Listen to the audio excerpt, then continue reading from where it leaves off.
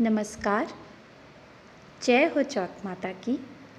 आज मैं आपको सुनाने जा रही हूँ वैशाख की चौथ व्रत की कहानी। एक साहूकार के एक बेटा बहू थे। बहू पीहर जाती तब उसके पिता पूछते कि क्या खाकर आई है।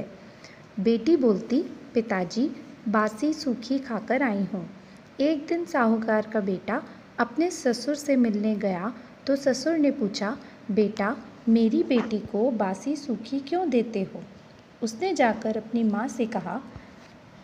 माँ बोली, मैं तो उसको गरम खाना ही देती हूँ, कल ही तू देख लेना। उसने देखा तो गरम ही खा रही थी। एक दिन फिर उसके पिता ने पूछा, बेटी क्या खाकर आई है। बेटी बोली, पिताजी सूखी बासी खाकर आई हूँ। तो उसका पति बोला, तू झूठ क्यों बोलती है। जब वह बोली, ना तुम कमाते हो ना आपके पिताजी कमाते हैं, तो वह बासी सूखी ही तो हुई।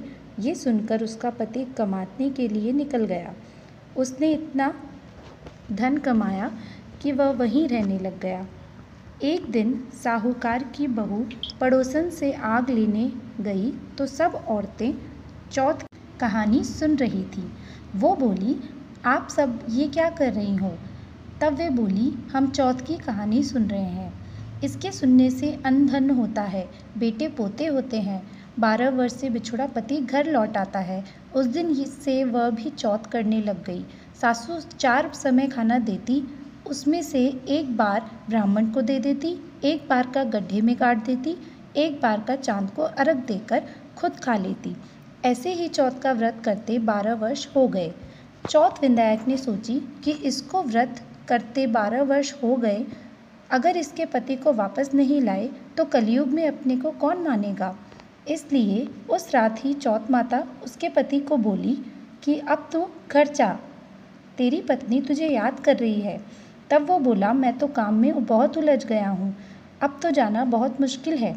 चौथ माता बोली कि दिन उगने से पहले ही दोनों घोड़े गाड़ कर चौथ का नाम लेकर बैठ जाना, देने वाले दे जाएंगे और लेने वाले ले जाएंगे।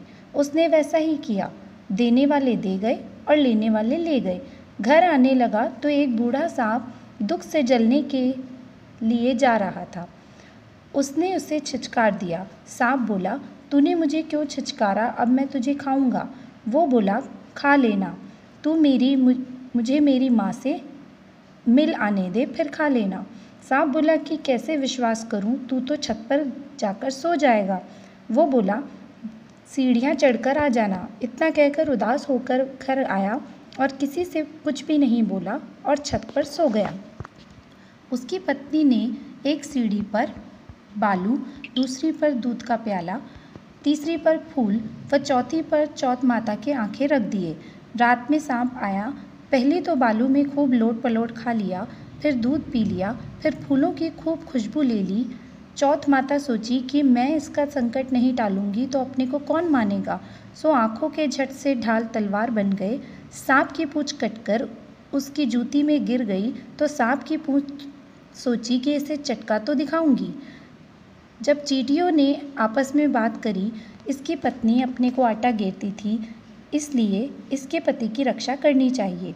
इसलिए सारी चींटियों ने पूंछ को थोती कर दिया और संकट टल गया। सुबह उठने में देर हो गई तो माँ उठकर जाने लगी तो सीढ़ियों में खून देखकर वो चिल्लाई कि मेरा बेटा मर गया। ऊपर जाकर देखा तो बेटा सो रहा था। बेटे ने आकर पूछा कि मेरे लिए कोई धर्म पुण्य करती थी क्या। तो माँ बोली, मैं तो नहीं करती थी। तब उसकी पत्नी से पूछा तो वो बोली, मैंने किया था, मैं 12 महीनों की चारों चौथ करती थी। सासू बोली, पर मैं तो तुझे चारों समय खाना देती थी। बहू बोली, मैं एक समय का ब्राह्मण को देती थी, उसने हाँ कर दी। एक समय का गाय को देती थी, वह हुकारा भर दियो। एक समय का गड्ढे में गाड़ देती थी, खोद कर देखी, सोने की रोटियों का ढेर लग रहा था।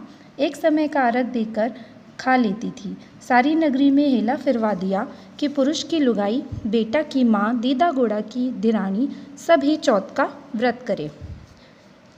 हे चौथ माता, जैसे उसको सुहाग दिया वैसे सबको देना।